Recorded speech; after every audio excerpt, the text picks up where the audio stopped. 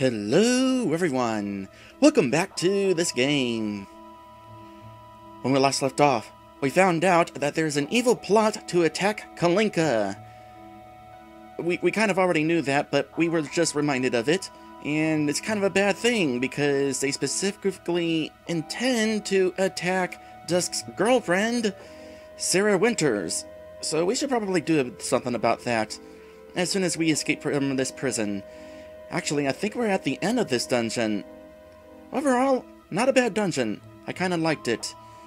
It was rather straightforward, but when I was looking at the guide and looking at the map of this place, I thought it would be really confusing to navigate, so I'm actually kind of relieved that it was straightforward. So what's this? Third helm, the magic circlet. We can give this to Uri or Dusk. Well, Dusk is wandering somewhere else right now, so I guess we'll give this to Uri. So let's see here. Where is it? Magic circlet. That is a nice boost there, gotta say. So go ahead and equip that for now. If we get the chance later, we'll give it to Dusk. What's this? Lynn and Harrison's third helm, the Naraka helm. Okay. So Lynn or Harrison, who could use it more? I'm gonna say Harrison. I think. Well, Lynn has the weaker helmet, but Harrison has the lower defense. So that fixes that. And I'll go ahead and save again, just so I don't have to do that. Because I'm pretty sure we're getting ready to fight a boss fight. And if it's who I think it is, oh boy, it's going to be a tough one.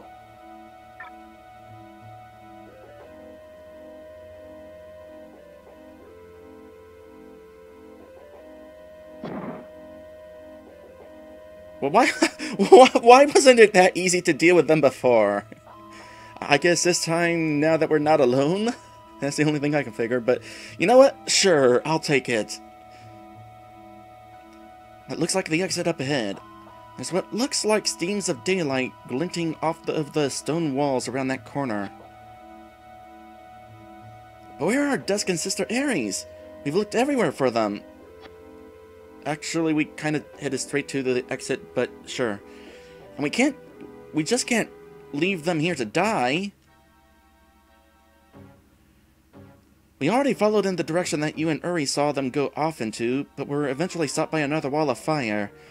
If they ventured beyond that point, then they are probably trapped, and Gorgan Ghidra or someone else has already found the two. Then what can we do if that's true? They won't hesitate to kill that poor child when they find him, especially now that they realize trying to hold you in confinement doesn't work. They most appear to be aware of the presence of us goddesses as well. They'll do even worse to Ares after killing her servant. We should not panic. Look, it's entirely possible that Dusk and Ares are already outside waiting for us. We should at least go see if they're out there before thinking the worst, okay?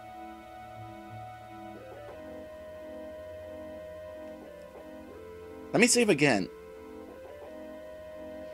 Or not. But what you said only brings another problem to mind. We're all stuck on an island, right? And it is very likely an island populated only by ogres, so our managing to escape to the outside will hardly mean the assurance of our safety in the first place. We might very well all be screwed anyway.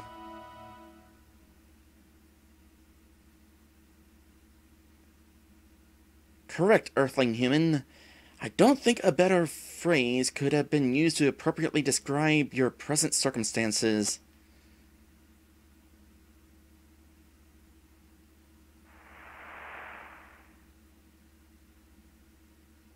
Crap.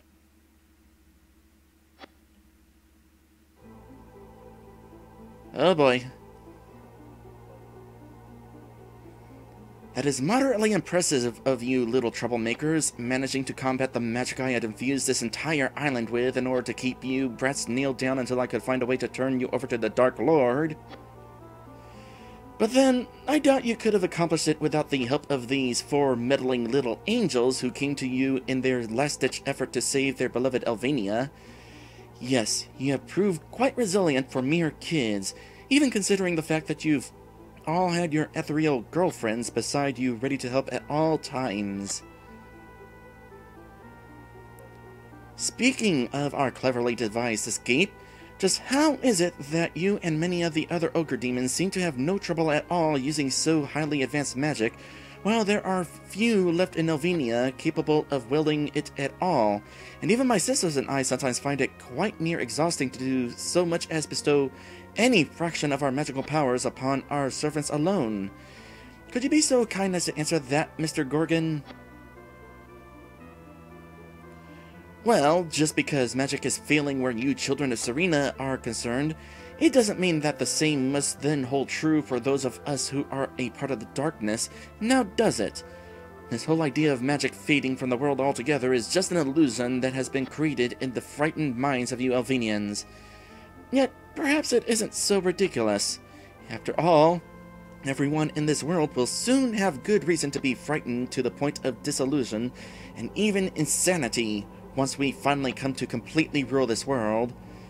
The only ones who are really making it at all difficult for us is you otherworldly scum. What have you done with the other two? Where are they? Oh, you mean that other kid with the cape who just barely thought in time to save Jersey from dying with a healing spell? Right. He isn't here with the rest of you, is he? No need to worry. We'll find him soon enough, but perhaps I'll leave his precious guardian angel, who's no doubt still faithfully accompanying him, to the mercy of my men.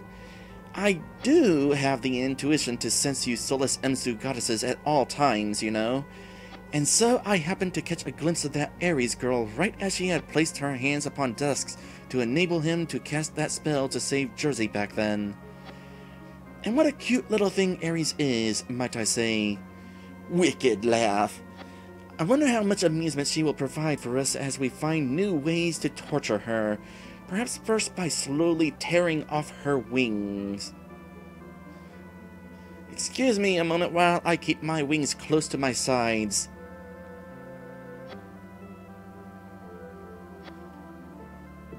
Of course, I must first be sure to have the others hold her down so that she can only watch helplessly as I crush her servant like the pathetic runt he is. I bet she'd really be struggling to escape our hold on her in that particular moment, far more so than she would struggle when she herself would be suffering, and she is no different from any other Elvenian when it comes to having love for others to such a disgusting degree in her heart that she will sacrifice anything to help another before ever trying to save herself.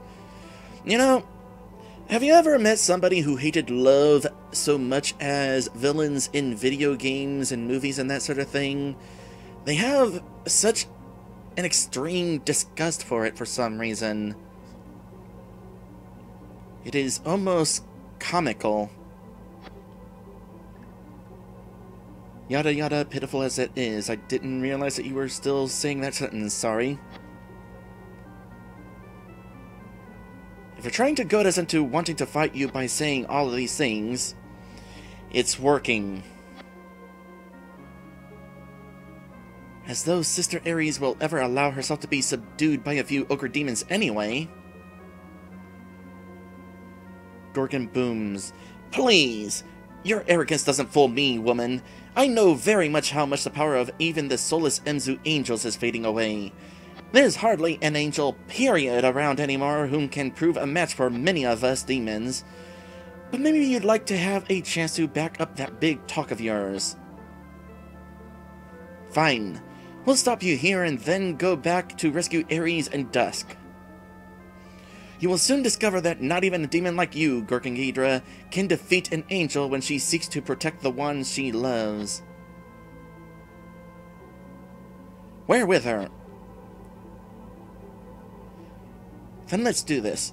I am sure His Dark Majesty will not mind if I just go ahead and take care of you all right now. You know, I have my thoughts about that, but we'll get to those when we get to those. You have caused enough trouble as it is.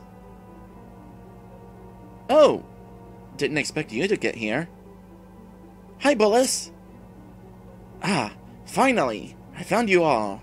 I nearly got my head handed to me trying to sneak around all of the ogres patrolling this island in a futile search for your whereabouts, and Bullis just now notices the demon named Gorgan, who is towering ominously above them all with a murderous gleam in his eye. What in Serena's creation is that thing? Who else? The very person who planned the attack on Nareka that we've all been worrying about this entire time. Gorgan Ghidra. What are you doing here, Bullis? Are you out of what is left of your dwarfish mind coming to an island like this one all by yourself? No time to talk.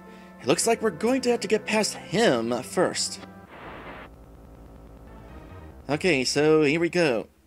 Alright, before we start fighting, there was an optional branch right here, kinda, sorta.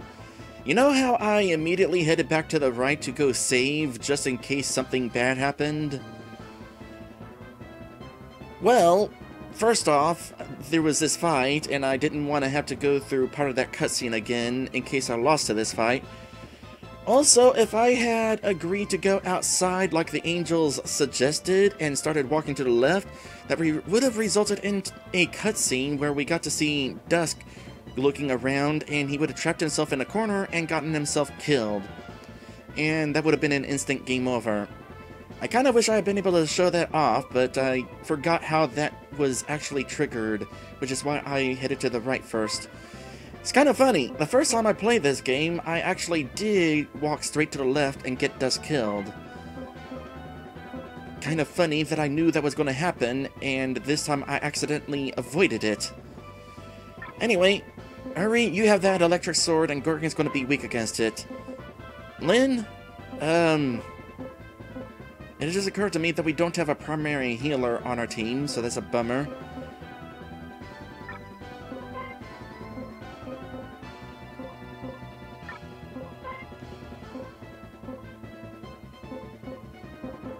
I suppose start boosting attack, that might help a little. Harrison, I know that this guy hits hard, so see if you can lower his attack. I don't know how this fight is going to play out differently than the last time, but here's hoping. Petrified, like I said, won't work against bosses. So, possibly Helmbreaker, 85 damage, sure.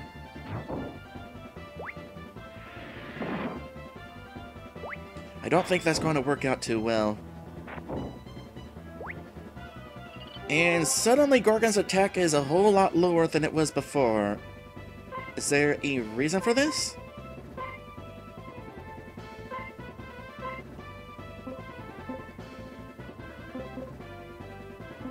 Well, I guess we don't have to lower his attack then. Let's try lowering his defense.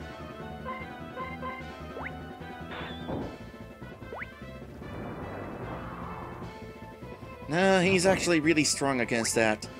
Normally, that sort of attack has a 100% accuracy, but he's probably got some status resistance.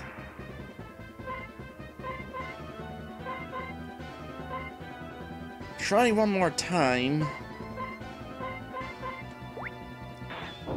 But otherwise, I think we're going to have to focus on getting Harrison to start attacking. I also need to figure out how I'm going to keep our health up.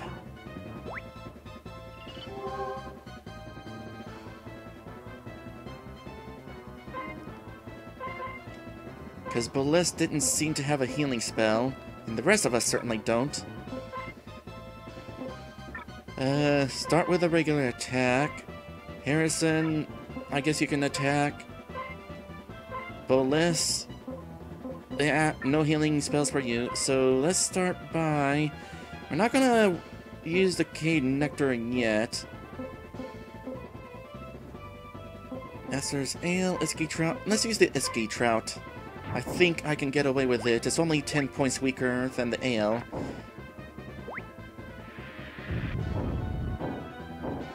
So who cannot attack before that? Lynn is slower, and I know Harrison is sometimes slower, depending on RNG. So, hurry, heal yourself. Lynn, Harrison, and Bullis, heal yourself.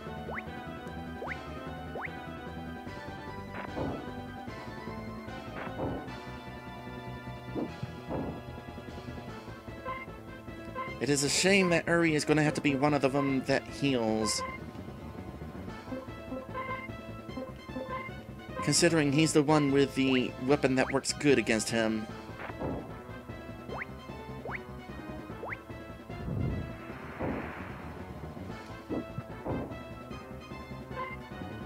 And now, I think Uri can go ahead and attack.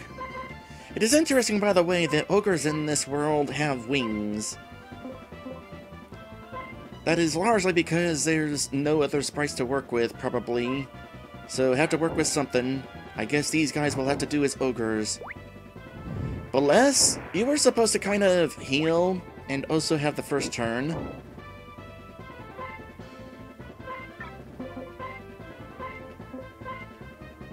So Uri so far is the only one who has consistently gone before.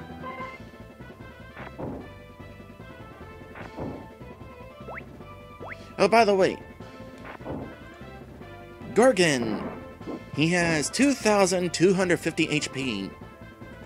He's a toughie. But we seem to be handling this fight surprisingly well.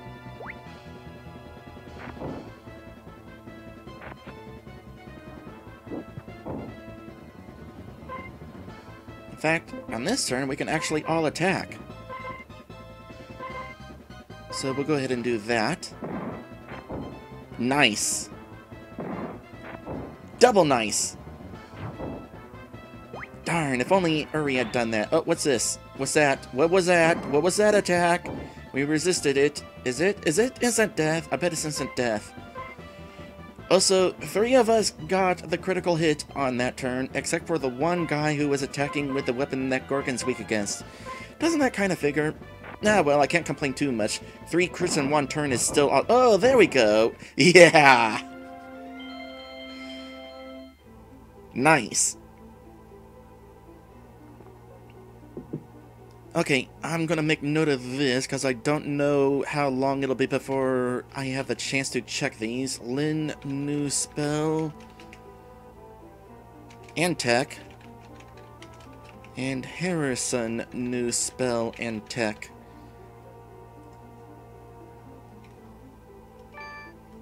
And we got a Krista Bengal.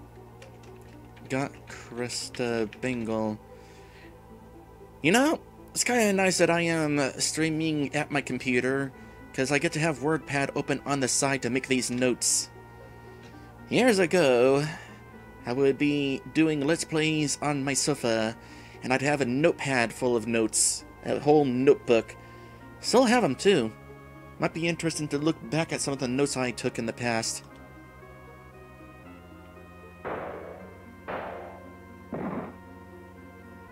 Please be dead. He's not dead. Quick, kill him before he comes back to haunt us again like the other guys.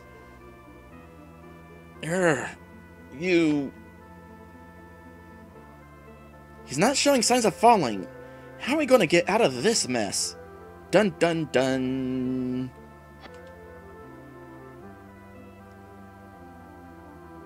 Implied cliffhanger moment, but not really.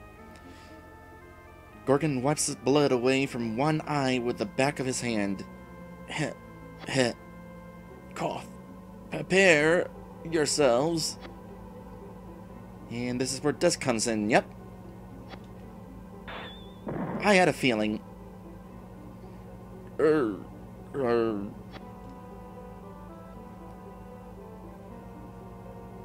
Kick him and make sure he's dead. Ares! Dusk! Good call, dude. Thanks, you two. Come on, I've got Paprika's boat ready to take us back across the mid-ocean. Let's get as far away as possible from this accursed island before Gorgan revives.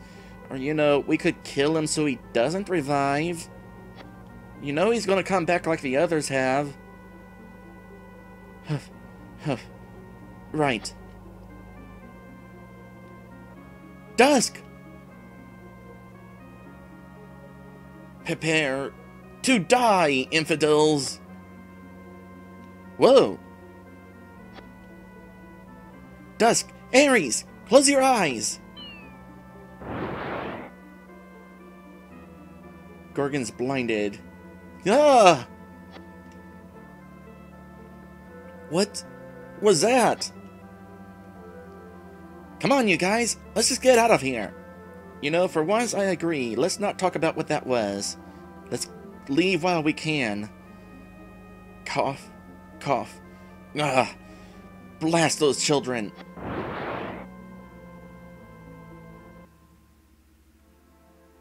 Okay, that was a cool escape sequence. That was awesome. I still wish we had finished them off, but still awesome. Also, that is a giant pumpkin. I would be surprised if not for the fact that I've seen it before in RPG Maker 1's sample game. Well, here we are. We're pretty far back into Sibylline Reef, so you guys shouldn't have to worry about the ogres trying to come after you. We did sail Paprika's seafaring device back across 40 or 50 miles of deep water when we escaped Macross Island, after all. I doubt even they would be willing to swim that far in order to chase after 4 fugitive children. I mean, that's how they brought us there in the first place. Don't be so sure. But thanks a lot for running headlong into such a dangerous place to break us out. You're a pretty useful guy to have around for a rainy day. And who would have thought that something Paprika had made would prove seaworthy? Oh yeah, that's right. It was that little tiny boat that we used in order to rescue Paprika.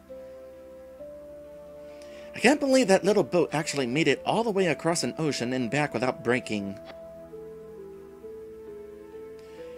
As much as Elvenia has been going crazy these days with monsters of every shape and size roaming about, though, I'm just surprised that no mutant dolphin or something didn't attack us on the way back across the mid-ocean, the way our luck's been going. Yeah, but don't worry, RPG Maker 1 doesn't have dolphin enemies. By the way, did you happen to realize you have made your present dwelling within a pumpkin, Bolas? Harrison finishes that thought. And then a pumpkin that's found up on the limb of a tree on top of that? I know I once said Elvenia seemed like a world stepped straight out of a fairy tale, but something doesn't seem right about us having inadvertently stumbled into a hacked Cinderella story. I suppose this setting is a little out of the ordinary, even for Elvenia. You're right about that. But unfortunately, beggars can't be choosers. My business of selling weapons is history back over in Eulalia, now that Miss Tessera is no longer around to act as my intercessor among the elves, and so I have no choice but to try to start things over here in Sibylline Reef. This is an ideal hiding spot from the wandering monsters around here, since I doubt many are capable of climbing trees. Besides, who knows? There are many nearby human villages in this region, so maybe it would also be wise for me to set up shop right here, rather than trying to find a place in town, after it looks like the coast is clear for us to venture back out into the open. Yeah, it would be fun to live in a pumpkin, I gotta admit. Bolas smiles. And Cinderella happened to be one of my favorite stories as a small child, you know. At this point, we're just going to accept that this world and Earth happen to have the same books. A well-placed, witty retort to sidestep our accusations about this bizarre dwelling of yours, man. I approve. And, above all else, I would still prefer a scene such as this to the life-threatening struggle you guys must have faced with that creepy underground lair back on the island. I don't guess I need to ask whether or not all of the blood I spotted on the stone walls of the room where we had faced Gorgan belonged to past unlucky souls who did not succeed in escaping like we did. Come inside. I need to rest for a while after that daring rescue attempt of mine. You were right, Uri. All things considered, that was pretty impulsive of me. Gruff laugh.